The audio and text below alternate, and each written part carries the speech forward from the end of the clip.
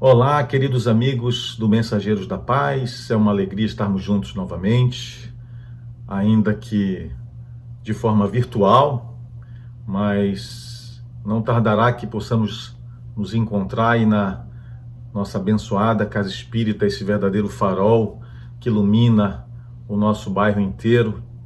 Não falta muito, contagem regressiva. Claro que não há vacinas para todo mundo, para o mundo inteiro de forma imediata, mas nós já somos o quarto país do mundo em vacinação. Muito pouco tempo, muito em breve, nós já poderemos estar nos encontrando novamente, já poderemos estar nas nossas reuniões presenciais. Enquanto isso não acontece, vamos agradecer a Deus pela oportunidade de nós podermos, através dessa ferramenta tão preciosa que é a rede, que são os nossos computadores, os nossos celulares, para que nós nos encontramos para continuar conversando sobre a nossa veneranda doutrina espírita, estudando a nossa doutrina, trazendo o Evangelho do Cristo para dentro dos nossos lares, para os nossos corações, estudando de forma mais aprofundada e detalhada os ensinamentos de Jesus e essa obra maravilhosa do nosso codificador de Kardec. E, aliás, nós vamos iniciar nossa conversa justamente com uma obra de Kardec, que foi publicada pela FEB já, que é Viagens Espíritas de 1862. É uma obra maravilhosa, onde Kardec nos conta sobre as viagens que ele fazia pelo interior da França, pelas outras cidades, pelas demais cidades, por ocasião do verão, né, da pausa que era dada no verão, durante os anos, na Sociedade Espírita Parisiense. Então, Kardec iniciou essas viagens em 1860 e as fez em 61 também, em 62, 64, 67.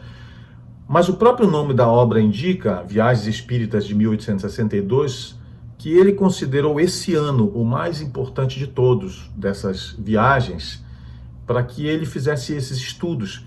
Ele dizia que o objetivo dessas viagens era que ele pudesse levar esclarecimentos onde se fizesse necessário e também receber esclarecimentos, um feedback de como estaria o desenvolvimento da doutrina espírita em cada uma dessas cidades, em cada um desses locais. E ele nos conta uma história muito singular e muito importante, apesar de singela. Ele estava numa reunião espírita em uma noite, em certa cidade, em 1862, quando, de repente, do fundo da sala, na reunião espírita, levantou-se um homem, que nos diz Kardec, que pelos trajes parecia um trabalhador da época. E esse homem se levanta então e dirige a palavra a Kardec e diz: Senhor, há 6 meses eu não acreditava em Deus. Há exatos 6 meses eu não só não acreditava em Deus, como não acreditava nem mesmo no demônio. Aliás, eu não acreditava nem mesmo na minha alma. Eu acreditava que tudo se encerraria com a morte do corpo físico. E, portanto, eu não temia sobre os meus atos, as minhas atitudes, de forma alguma. Eu confesso, dizia o homem, que não sei o que é orar há muitos anos. Aliás, eu não piso na igreja desde minha primeira comunhão, quando ainda era muito jovem. Não pisava na igreja desde essa época. Além disso, eu sempre fui um homem explosivo, agressivo. Mas, há 6 meses, a doutrina espírita chegou na minha vida. Há 6 meses eu conheci a doutrina espírita. E por 2 meses, disse o homem, 2 meses eu relutei, mas finalmente entendi, à luz da razão, essa doutrina. E não pude me recusar a reconhecer a verdade. A verdade à luz da razão. Então, uma profunda transformação aconteceu em minha vida. 2 meses. 2 meses estudando a doutrina espírita e uma profunda transformação aconteceu a minha vida. Hoje, eu já não sou mais o mesmo homem. E pode perguntar aos meus amigos, aos meus parentes, sobre o meu comportamento, sobre o meu caráter. Antes, eu não temia as leis de Deus e nem sequer as leis dos homens. Hoje, eu oro todos os dias e voltei a frequentar a igreja. Antes, a agressividade, a impulsividade. Hoje, a serenidade e a profunda gratidão a Deus por Ele ter enviado essa luz, que é a doutrina espírita, para a minha vida. Hoje eu sou um novo homem. Estamos falando do século XIX. 2 meses. 2 meses. Que doutrina é essa, capaz de transformar tão profundamente um homem em 2 meses? Que doutrina é essa que tira alguém da crença no nada para a certeza da vida futura?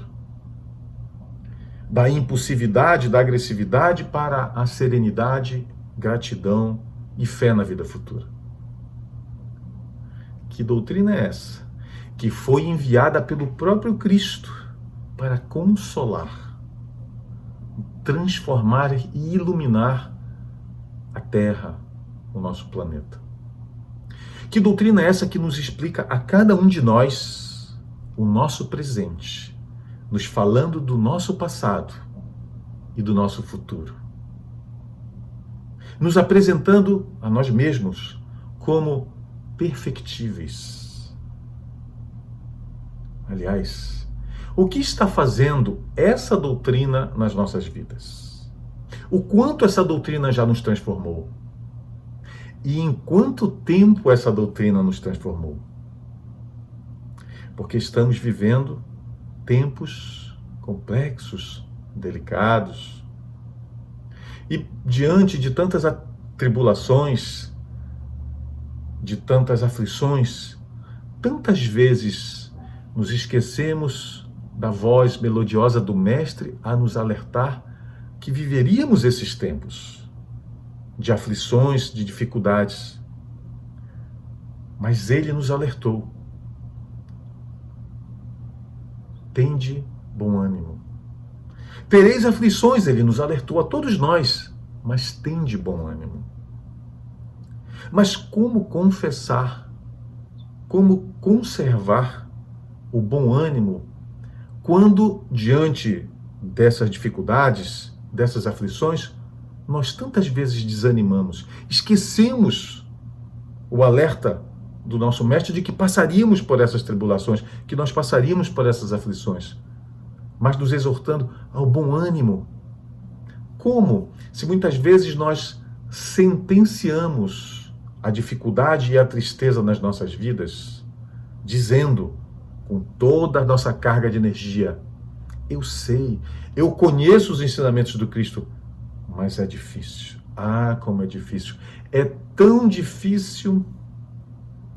Como manter o bom ânimo se nós, diante das primeiras dificuldades, desde as mais simples até as mais complexas, nós já as recebemos dizendo, meu Deus, como é difícil.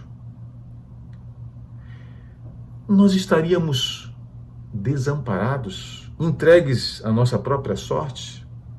Seríamos então nós esquecidos do nosso Pai Celestial, Criador?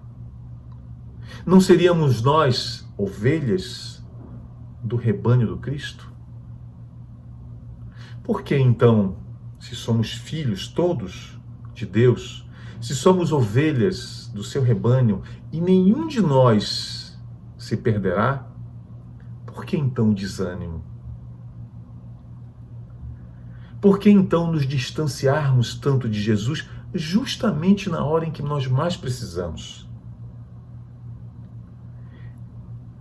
Foi na tempestade que os apóstolos o chamaram. Na barca, no lago de Genezaré, foi justamente quando a tempestade chegou que eles o chamaram, os apóstolos. Por que nós, ao invés de o chamarmos para as nossas vidas, justamente agora, nesse momento de tempestade, nós os afastamos de nós? Nós o esquecemos. Claro, nós temos aflições, dores, dificuldades financeiras, problemas de saúde, não apenas dessa pandemia, mas de outras doenças que persistem, continuam, muitas delas fatais. Claro que todos nós sentimos a dor da separação de um amado, de um ente querido, seja por essa ou por outra doença. As dores continuam, sim, mas a elas se somaram outras dores, outras aflições, em função do que nós estamos vivendo agora. O mundo estertora, sim, mas é justamente agora que nós mais precisamos dele. Essas dificuldades podem, claro, ao coração invigilante, trazer o desânimo, a tristeza, a revolta e o medo.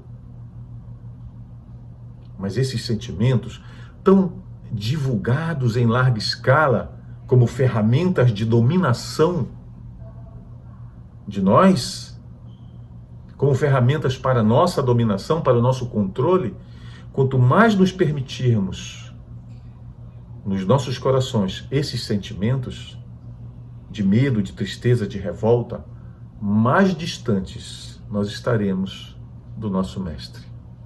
Mais distantes nós estaremos de Jesus. Voltai ao Cristo que vos quer salvar. É a mensagem de Fénelon no nosso Evangelho segundo o Espiritismo. Ele nos convida a que nós voltemos para o Cristo. Não mais nos afastemos do Cristo, mas voltemos para o Cristo. Porque tantas vezes são as que nós o negamos. Justamente nos momentos em que nós mais precisaríamos do Cristo. É claro que à primeira vista, nós, em uma primeira análise, nós diríamos, negar o Cristo? Jamais. Eu jamais negaria o Cristo. Como se negar ao Cristo fosse tão somente o ato impensado ou de fragilidade do apóstolo, de Pedro, quando perguntado se ele conhecia Jesus, ele o negou 3 vezes, para o seu profundo entristecimento, mas também para o seu profundo amadurecimento posterior. Nós imaginamos então que jamais negaríamos o Cristo. Claro, hoje nós não somos oferecidos em holocausto, nós não precisamos entregar a nossa própria vida se confessarmos o Cristo. Mas essa não é a única forma de nós negarmos o Cristo. Quando ele nos disse, todo aquele que me confessar diante dos homens, eu também o confessarei diante do meu Pai, mas todo aquele que me negar diante dos homens, eu também o negarei diante do meu Pai que está nos céus. Essa fala, esse ensinamento do Cristo é muito mais profundo do que nós imaginamos. Tendo a liberdade que nós temos hoje, nós podemos confessá-lo, sim. Dizer que cremos nele, nos seus ensinamentos. Mas nós podemos confessá-lo apenas com os nossos lábios. O quanto verdadeiramente nós confessamos Jesus nas nossas vidas.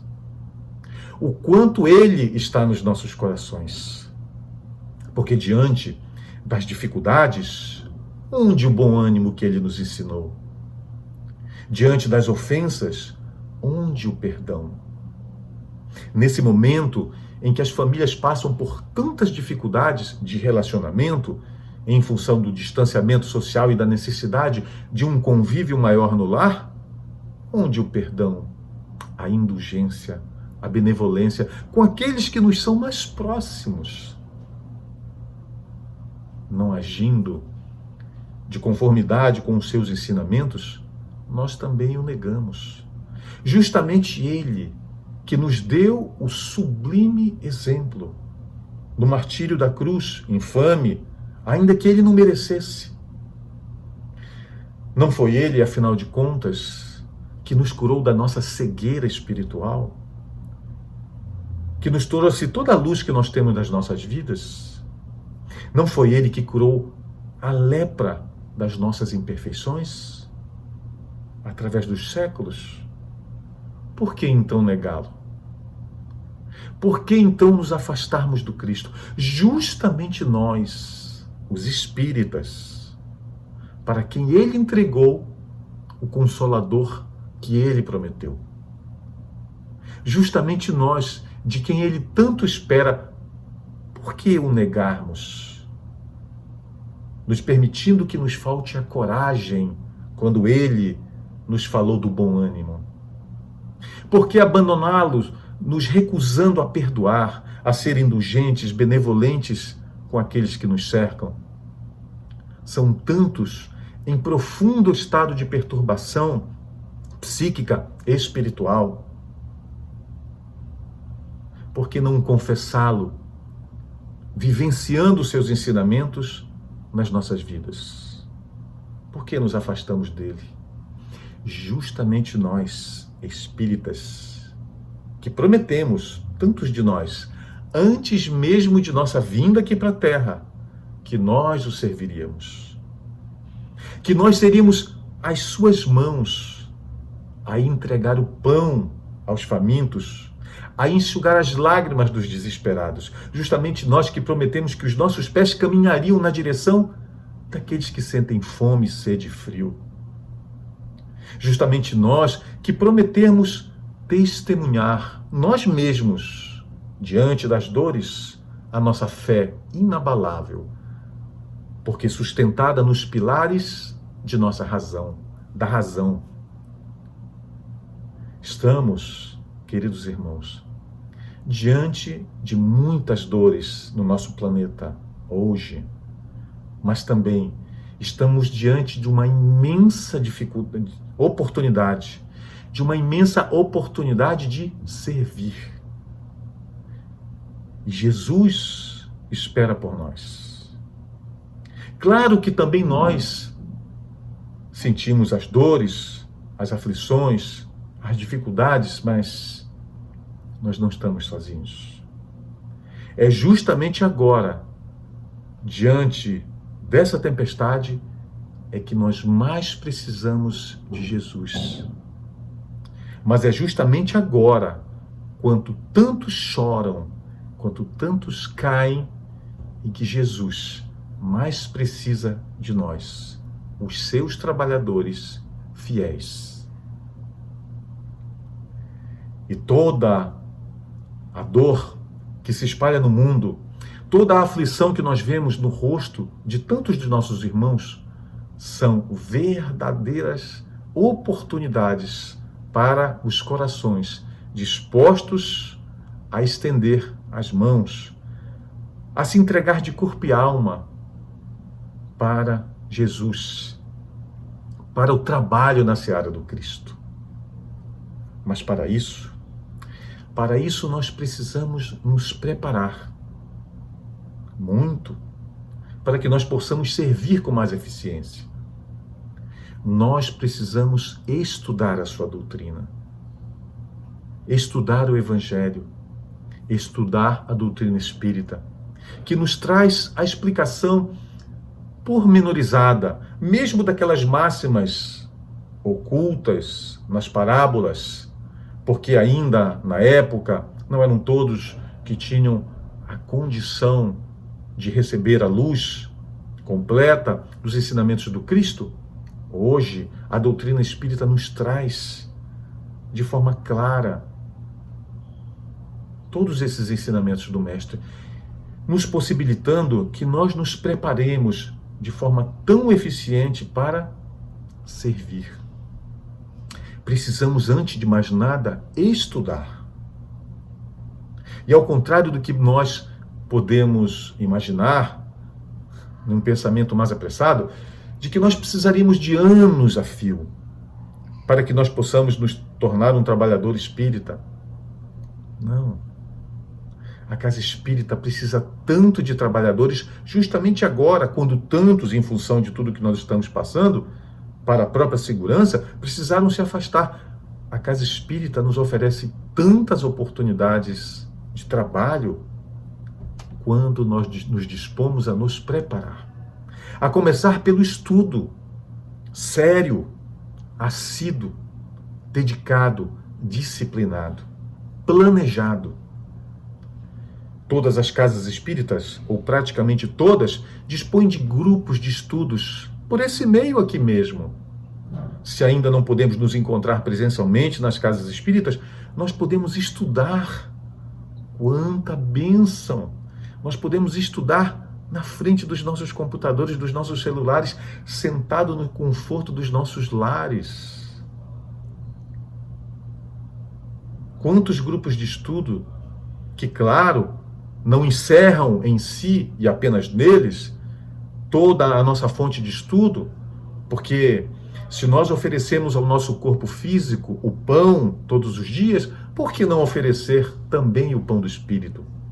Para o nosso espírito, para nos alimentarmos. E o estudo é essa forma luminosa de nós acendermos a luz do Evangelho do Cristo dentro de nossas vidas, dentro dos nossos corações, apagando as sombras de nós mesmos, de nossas imperfeições.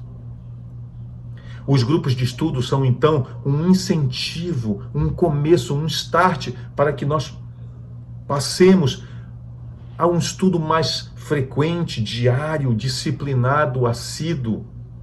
Não são os anos que formam os trabalhadores, é o nosso querer, é a nossa vontade, é a nossa dedicação, é a nossa disciplina, é o nosso planejamento. Nós podemos sim nos preparar. E acima de tudo, lembrar que não é apenas de conhecimento que nós formamos, não é apenas com conhecimento que nós formamos um trabalhador do Cristo, um trabalhador espírita, mas especialmente de amor. Foi Jesus que nos disse na obra maravilhosa de Neio Lúcio, Jesus no Lar, que a sabedoria e o amor são as duas asas que conduzem os anjos à presença de Deus. Então nós precisamos estudar e também amar. E quanto mais estudamos a doutrina do Cristo, mais entendemos o amor de que ele nos fala, o amor universal que ele nos ensina. E, portanto, quanto mais estudamos, mais aprendemos a sentir os seus ensinamentos e, portanto, mais preparados estaremos para servir. Que oportunidade maravilhosa todos nós estamos tendo. Todos nós, mesmo você que está conhecendo a doutrina espírita agora. Por que procurar a casa espírita apenas em busca de consolo, de pedidos de orações? Por que não buscar também a casa espírita para a nossa transformação íntima? Os nossos problemas, todos nós os temos, inclusive os trabalhadores da casa espírita, mesmo aqueles mais antigos e esclarecidos, todos nós os temos. A vida na Terra, na vida na Terra, nós todos teremos aflições, mas precisamos do bom ânimo recomendado pelo Cristo. Nunca, mesmo que estudemos, mesmo que trabalhemos, nunca ficará mais fácil, nunca ficará mais leve. Nós é que ficaremos mais fortes. À medida que nós nos aproximamos do Cristo, com os nossos pensamentos, com o nosso coração, nós estaremos cada vez mais fortes. E então, conseguiremos subir mais e mais degraus na nossa escala evolutiva, nos credenciando assim a mais e mais trabalho. O trabalho não nos isenta da dor e das aflições pelas quais nós precisamos passar, até porque, ao contrário do que nós muitas vezes pensamos, quando aprendemos que a Terra é um planeta de provas e expiações, quantas vezes nós esquecemos que a Terra não é um planeta de expiações apenas.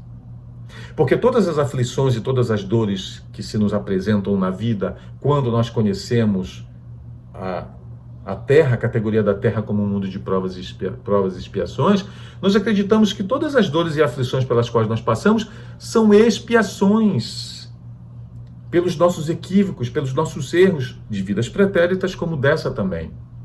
Como nos ensina também Kardec no capítulo 5 do nosso Evangelho segundo o Espiritismo, bem-aventurados os aflitos. Não!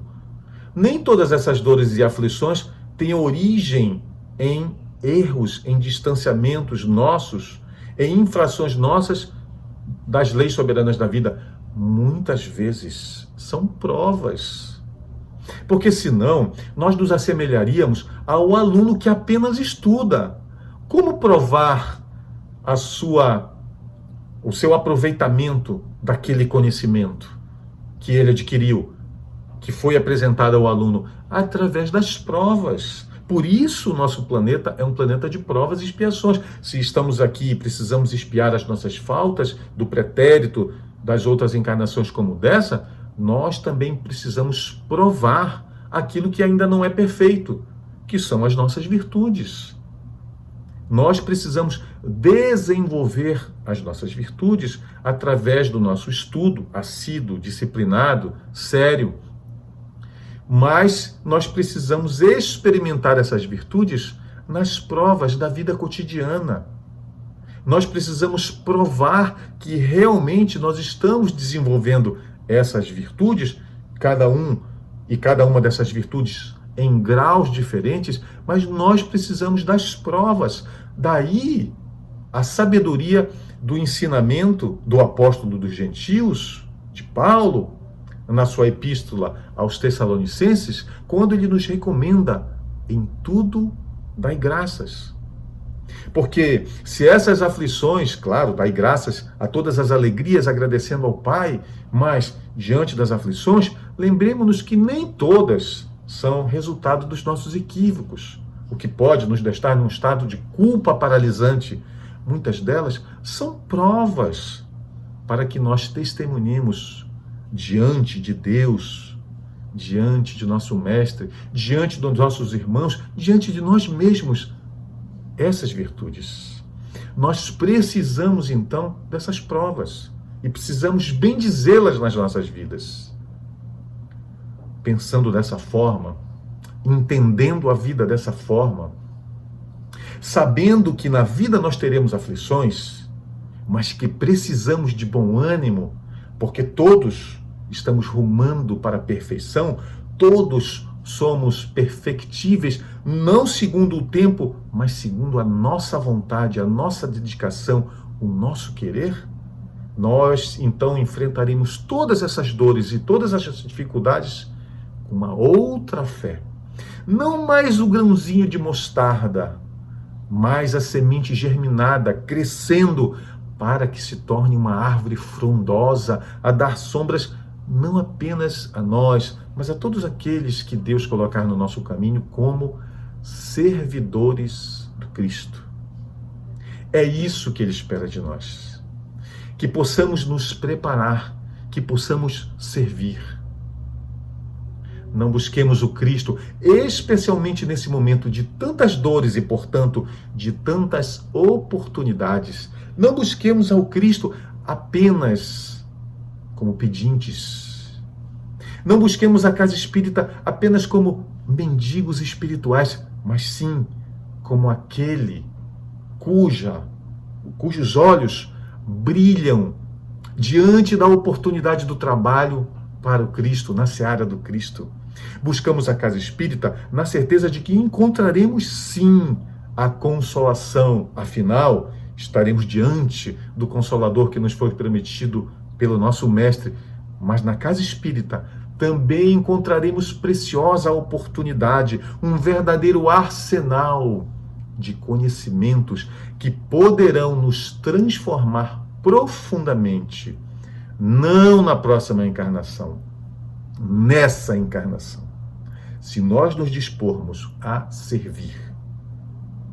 Porque o amor nos diz o benfeitor Emmanuel, na obra maravilhosa Pensamento e Vida, o amor é, acima de tudo, serviço aos semelhantes. Portanto, se a sabedoria e o amor são as duas asas que conduzem os anjos à presença do Pai, e todos nós temos isso como principal objetivo de nossas vidas, gravitar para o Pai, nós precisamos do conhecimento e do amor. E o amor é serviço aos semelhantes. Mas eu ainda não sei como servir, eu ainda não me sinto pronto, eu ainda não estudei o suficiente. Comece agora. Mas eu tanto sei, eu não sei por que eu não consigo vivenciar. Comece agora. Talvez uma das coisas mais belas da vida seja a oportunidade a cada segundo, a cada momento que o nosso Criador nos concede para que possamos começar e recomeçar a nossa vida a cada instante. Cada vez mais conscientes, cada vez mais conhecedores, quando nos dedicamos ao nosso estudo, ao estudo da doutrina espírita, ao estudo dos ensinamentos do Cristo, cada vez mais conhecedores de sua doutrina, da Boa Nova, cada vez mais conscientes do nosso papel, da necessidade de nossa transformação à luz do seu Evangelho, da necessidade de não nos tornarmos apenas impedintes de orações, de consolo, mas conscientes da necessidade de servir. Porque é no serviço para o Cristo é que nós exercitamos todas as virtudes que Ele nos propõe, que nos libertarão, em definitivo, da vida material. Aqui, especialmente agora, todos nós, todos vocês que nos ouvem, estamos diante de uma oportunidade sagrada. Não diante de uma catástrofe apenas, mas de uma oportunidade sagrada para que nós possamos também nós servir. E ainda que não saibamos exatamente como, nós podemos começar, como nos propõe Kardec, lá no último item do capítulo 5 do Bem-aventurados os Aflitos, o item 31 ou 32, nós poderemos começar servindo, dando o nosso testemunho de fé inabalável diante das aflições, diante das dores. Porque a fé que nos propõe a doutrina espírita, essa fé inabalável que Kardec descreve tão bem no capítulo 19 do nosso Evangelho segundo o Espiritismo, nos dizendo que essa fé inabalável, ela transforma as nossas vidas e ela transpõe todas as montanhas das dificuldades. Ele nos ensina que essa fé, capaz de enfrentar a razão em todas as épocas da humanidade, face a face, ela está alicerçada justamente na razão. Por isso, queridos irmãos, precisamos estudar. Não apenas com as nossas mentes, precisamos estudar com os nossos corações. Precisamos desenvolver em nós a alegria de servir. A proposta de Kardec, mesmo para os iniciantes na doutrina do Cristo ou na doutrina espírita, é que nós possamos dar o nosso testemunho de fé inabalável para todos aqueles que nos cercam. E Kardec nos diz ainda, nesse mesmo item, o último do capítulo 5 do nosso Evangelho, que assim procedendo, recebendo, dando graça em tudo que possa acontecer nas nossas vidas, compreendendo a função das dores e das aflições das nossas vidas, que nos tornarão quites dos nossos débitos, quando essas dores representem expiações, e nos promoverão o desenvolvimento do nosso ser, quando elas sejam provas, agindo assim, com resignação diante das dores e das aflições, nós seremos os bem-aventurados aflitos, porque nós estaremos salvando, nos diz Kardec, nós estaremos salvando vidas, muitas vezes sem sequer que os saibamos. Nós estaremos salvando vidas com o nosso exemplo de resignação, de aceitação da vontade do Pai e de resiliência, porque não apenas cruzaremos os braços em atitude inerte diante das dores e das aflições, sem buscar a nossa transformação pelo estudo, pela prática do bem, pelo exercício do amor que o Cristo nos ensinou. Portanto, queridos irmãos, lembremos todos, sempre, que diante de toda catástrofe, especialmente uma imensa como essa que está acontecendo no nosso planeta hoje, além da catástrofe em si, além de todas as dores e aflições que ela provoca nos diversos campos em nossa sociedade, nós também estamos diante de uma imensa oportunidade. Da oportunidade de transformação, da oportunidade de servir. Se essa doutrina maravilhosa foi capaz de transformar tão profundamente um homem que acreditava no nada, que era impossível e agressivo, se essa doutrina foi capaz de transformar alguém no século XIX com tão parcos recursos, o que ela poderá fazer nas nossas vidas hoje, diante de tantos recursos, diante da era do conhecimento, da era da comunicação, com tantas casas espíritas, especialmente o nosso Mensageiros da Paz, espalhadas pelo nosso país, pelo mundo. O quanto essa doutrina pode nas nossas vidas, se pôde em apenas 2 meses. 2 meses. A alguém que viveu no século XIX. Basta o nosso querer, a nossa vontade, o nosso estudo, a nossa fé, o desenvolvimento da nossa fé, mãe de todas as outras virtudes. Basta o nosso querer. Quem, mesmo dentre nós, mesmo dentre os que estão conhecendo a doutrina espírita por primeira vez, quem aceitará o convite do Cristo? As oportunidades são incontáveis. O Cristo espera muito de nós. E se a doutrina espírita aparece nas nossas vidas agora, é para que nós busquemos o consolo diante das dores, mas especialmente para que nós busquemos a nossa transformação, para que nós possamos servi-lo. E assim, todos nós gravitaremos para Deus, a nossa destinação final. Muita paz a todos.